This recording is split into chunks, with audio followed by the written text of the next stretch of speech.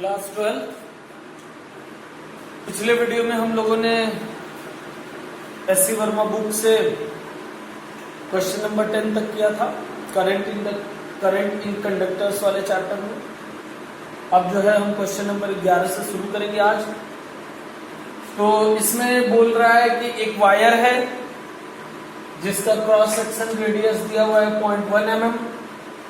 उस वायर की resistance 1 kilo ohm है, that means 10 to the power 3 ohm है, और उसके अक्रॉस जो है 20 वोल्ट का पोटेंशियल डिफरेंस दिया गया है। तो बोल रहा है पर सेकंड कितने इलेक्ट्रॉन्स क्रॉस करेंगे एंड से। तो हमको बताना है नंबर ऑफ इलेक्ट्रॉन्स पर सेकंड, और हमको जो बताना है, हमको करंट डेंसिटी भी बतानी है, करंट डेंसिटी भी बतानी है। ये दोनों चीजें हमको बतानी है। अब ध्यान दीजिएगा, number of electrons per unit time निकालने के लिए हमको चार्ज निकालना होगा। चार्ज निकालने के लिए Q is equal to I T. T पर सेकेंड है तो इसलिए सिर्फ I हो जाएगा, क्योंकि T 1 सेकेंड हो जाएगा।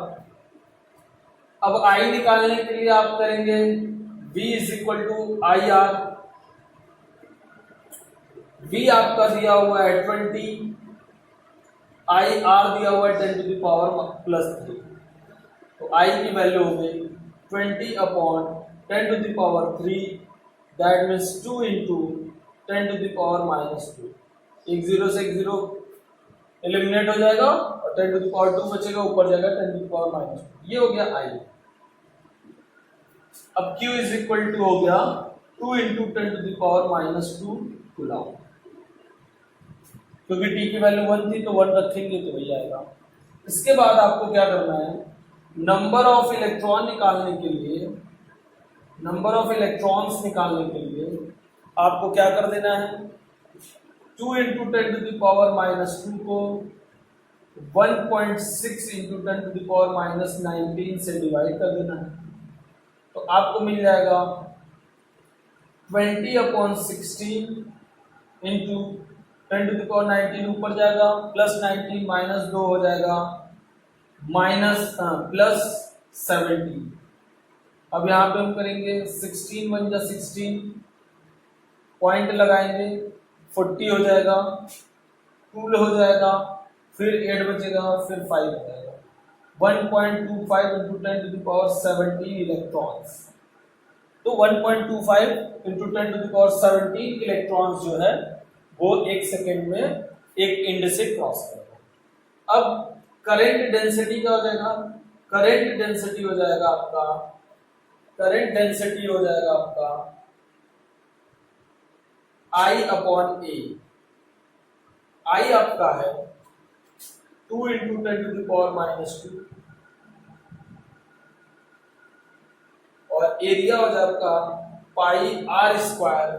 R स्क्वायर की जगह आप लिखेंगे 10 टू द पावर 4 का -4 का होल स्क्वायर, तो 10 टू द पावर -8 हो जाएगा। अब ये ऊपर जाएगा तो आपको मिलेगा 2 upon pi into 10 to the power, जब ये ऊपर जाएगा तो +6 हो जाएगा। ये हो गया आपका एम्पियर पर मीटर स्क्वायर। ये हो गया आपका करंट डेंसिटी। तो ये रहा आपका क्वेश्चन नंबर 11। इसके बाद अब हम करेंगे क्वेश्चन नंबर 12। देखिए क्वेश्चन नंबर 12 में एरिया दिया हुआ है 2 into 10 to the power -6 metre square, हालांकि उसमें 2 mm स्क्वायर दिया हुआ है। करंट 1 एम्पियर है और रेजिस्टिविटी है 1.7 into 10 to the power -8 ohm metre. किसी वायर में इतना करंट चल रहा है तो उस वायर का इलेक्ट्रिक फील्ड पूछ रहा है, उस वायर के अंदर इलेक्ट्रिक फील्ड पूछ रहा है। तो यहाँ पे L हमको पता नहीं है, मान लिया कि लेंथ L है, तो R इज इक्वल टू हो जाएगा आपका ρL/A, और V इज इक्वल टू आपका होता है IR। तो V is equal to IR होता है, और E इज इक्वल टू होता है dV/dx, या आप ये कह सकते हैं dV/dl। तो यहाँ पे देखिए आई आपको हो गया 1 एम्पियर इंटू आर हो गया आपका रो एल बाई ए, रो हो गया आपका 1.7 into 10 to the power minus 8 l upon a की जगह हो जाएगा 2 into 10 to the power minus 6। तो ये हो गया आपका v। तो अब हम dv अपॉन डी लिखेंगे तो d v की जगह हम लिखेंगे 10 टू द पावर 8 को लिख देंगे 10 टू द पावर माइनस 2, ये 6 ऊपर जाएगा और ये हो जाएगा आपका 1 से इंटू करेंगे वही बचेगा, 2 से डिवाइड करेंगे तो 0.8, 2 8 जा 16, 0.8 और 2 5 जा 10, 0.85 into 10 to the power minus 8 है, ये ऊपर जाएगा प्लस 6 हो जाएगा तो माइनस 2 एल अपॉन। तो जब आप इसको dv अपॉन dl करेंगे एल डिफरेंशिएट हो जाएगा और e की वैल्यू आ जाएगी आपकी 0.85 into 10 to the power minus 2। हम इसको लिख सकते हैं 8.5 into 10 to the power minus volt per metre और ये हो जाएगा 8.5 मिली वोल्ट पर मीटर। ये रहा आपका क्वेश्चन नंबर 12। अब क्वेश्चन नंबर 13 में क्या कह रहा है, ध्यान दीजिएगा। क्वेश्चन नंबर 13 में कह रहा है, आपको दिया गया है एक वायर है जिसका लेंथ है 2 मीटर और रेजिस्टेंस है 5 ओम और इलेक्ट्रिक फील्ड बताना है वायर के अंदर, ठीक है। If it has current 10 ampere, ठीक है। तो आप ध्यान दीजिए, लेंथ हमने लिख दिया 2 मीटर, रेजिस्टेंस हमने लिख दिया 5 ओम, करंट 10 एम्पियर, ई बताना है। तो ई निकालने के लिए हमको क्या करना पड़ेगा, E is equal to V by L. तो पहले वी निकाल लेते हैं, तो V is equal to I R upon L. तो आई आपका हो गया आपका 10, आर हो गया आपका 5 और अपॉन एल हो गया आपका 2। तो 2 5 जा 5 5 जा 25 वोल्ट पर मीटर। ये रहा आपका क्वेश्चन नंबर 13। अब क्वेश्चन नंबर 14 देखिए। क्वेश्चन नंबर 14 में दिया गया है कि 20 डिग्री सेंटीग्रेड पे आयरन का रेजिस्टेंस 3.9 है और कॉपर का रेजिस्टेंस 4.1 है और जो रेजिस्टिविटी कांस्टेंट है मतलब टेम्परेचर का जो रेजिस्टिविटी कांस्टेंट है आपका, ये दिया हुआ है टेम्परेचर कोफिशिएंट जो है आपका at what temperature the resistance be equal temperature coefficient if resistivity for iron. तो आयरन का जो आपका है वो 5 into 10 to the power minus 3 है और कॉपर का जो है वो 4 into 10 to the power minus 3 पर केल्विन है। तो बोल रहा है कि एट व्हाट टेम्परेचर रेजिस्टेंस भी इक्वल, कह रहा है किस टेम्परेचर पे दोनों का रेजिस्टेंस इक्वल हो जाएगा। तो हमारे पास फॉर्मूला है R is equal to R naught 1 plus alpha delta theta. तो हम क्या करेंगे, दोनों का इक्वल लिखना है। तो पहले हम इसका R मान लेंगे कि इसका टेम्परेचर बढ़ के R हो जाएगा और हम लिखेंगे 3.9 1 प्लस अल्फा की जगह लिखेंगे 5 into 10 to the power minus 3 और टेम्परेचर डिफरेंस लिख देंगे थीटा, मतलब थीटा माइनस 20। मान लीजिए दोनों का जो है टेम्परेचर बढ़ के थीटा हो गया तो टेम्परेचर डिफरेंस थीटा माइनस 20 और कॉपर वाले का लिखेंगे 4.1 और 1 plus 4 into 10 to the power minus 3 theta minus 20। अब क्या करना है, दोनों का रेजिस्टेंस सेम हो जाएगा तो हम दोनों को इक्वेट कर देंगे। दोनों की वैल्यू जब इक्वल की जाएगी तो आपको क्या मिलेगा, ध्यान दीजिएगा, आपको मिलेगा 4.1 1 plus 4 into 10 to the power minus 3 theta minus 20 is equal to 3.9 1 plus 5 into 10⁻³ theta minus 20। अब क्या करना होगा, इन सबको मल्टीप्लाई कर दीजिए, आपको मिलेगा 4.1 प्लस 4 1 जा 4, 4 4 जा 16 इंटू 10⁻³ थीटा और माइनस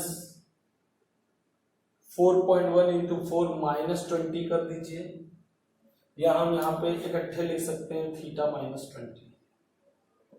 यहाँ पे हो जाएगा 3.9 और यहाँ हो जाएगा 5 9 जा 45, 5 3 जा 15,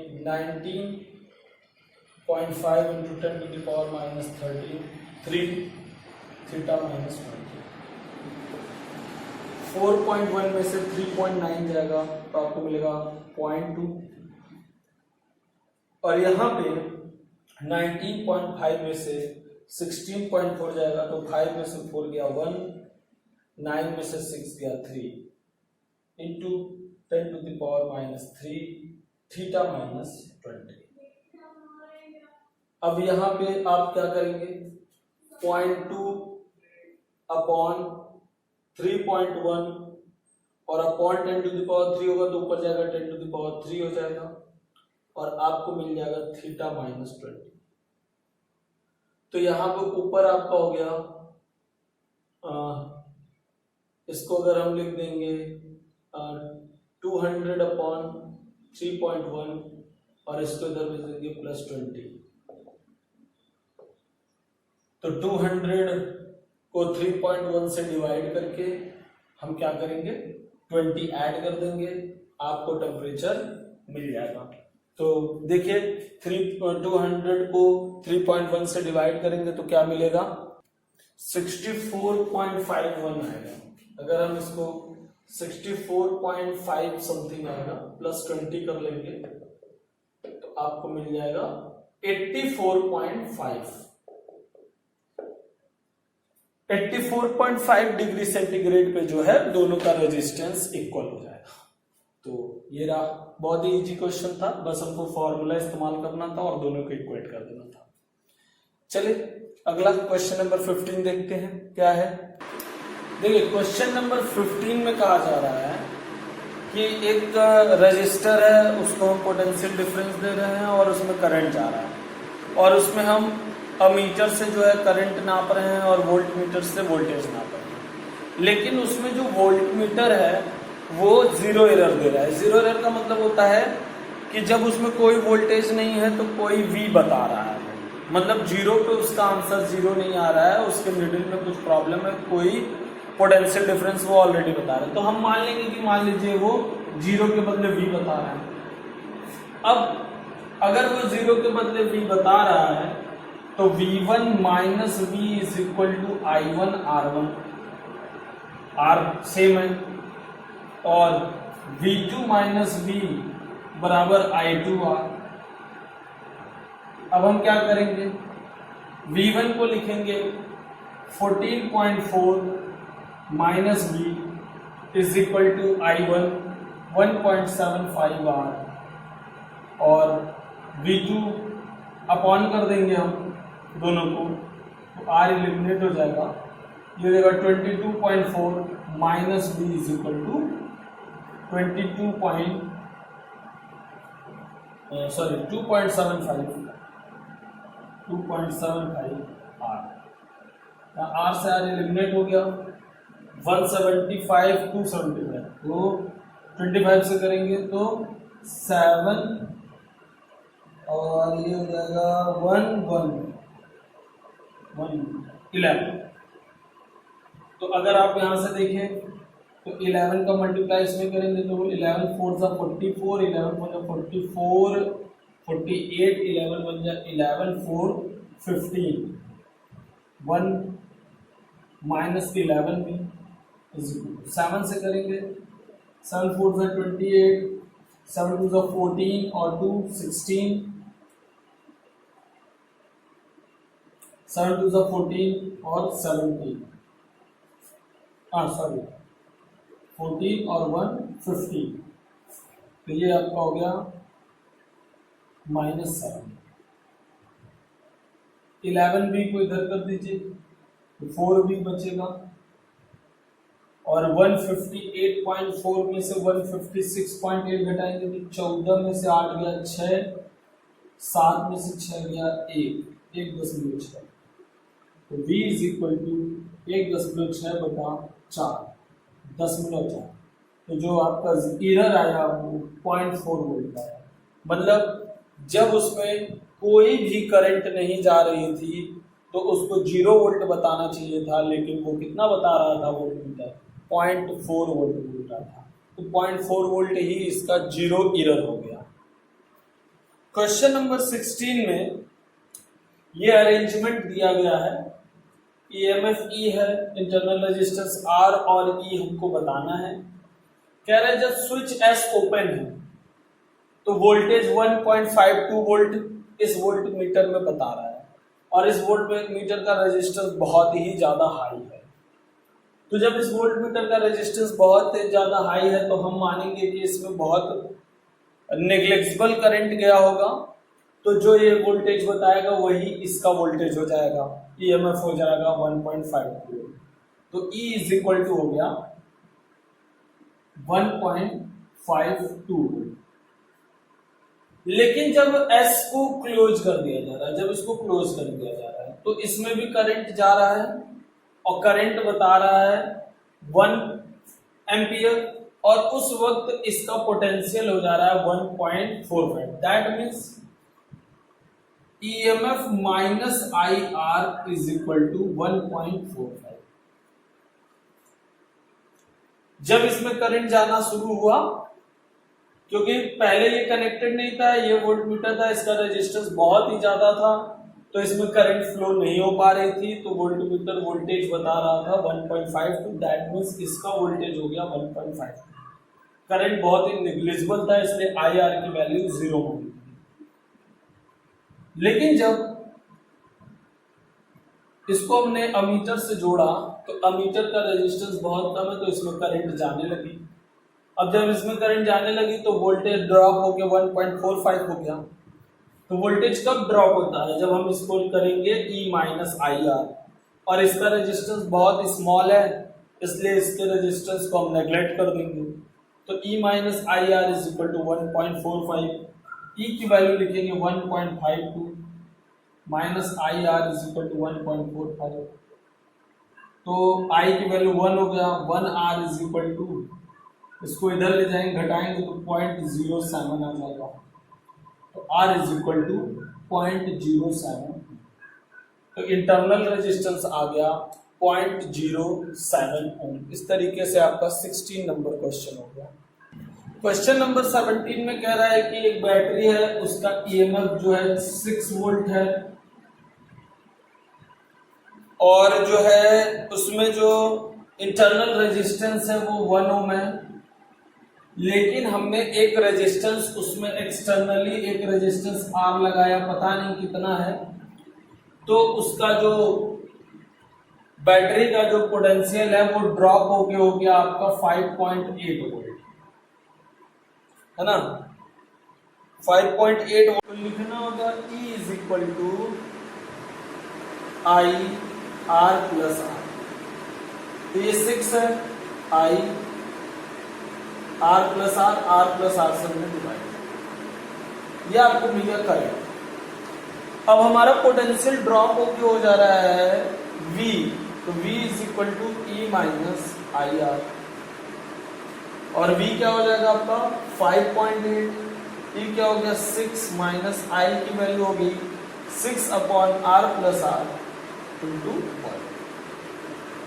तो अब हम इसको इधर भेज देंगे 6/R प्लस R, और यहाँ पे 6 में से 5.8 जाएगा तो 0.2 मिलेगा, तो आपको मिल जाएगा 6 is equal to 0.2R plus इस स्मॉल r की वैल्यू 1 है, तो 1 में 0.2 का मल्टीप्लाई करेंगे तो 0.2, तो 0.2R इज इक्वल टू, ये इधर जाके माइनस होगा 5.8 हो जाएगा, तो R इज इक्वल टू 5.8/2 आ जाएगा, यानी R इज इक्वल टू मिल जाएगा 2 2 सा 4, 2 9 18, 2.9.2 है, सॉरी, तो 58/2 हो जाएगा, 29 ओम आ जाएगा। ये रहा आपका क्वेश्चन नंबर 17। अब देखिए क्वेश्चन नंबर 18 में क्या है, कह रहा है कि the potential difference between terminal of A 6 volt battery is 7.2 volt when it is being charge by a current of 2 ampere. देखिए कह रहा है कि अगर हम किसी बैटरी को चार्ज कर रहे हैं तो उसके अबाउट जो पोटेंशियल डिफरेंस है वो 7.2 वोल्ट हो जा रहा है, जबकि इसका ईएमएफ 6 वोल्ट है।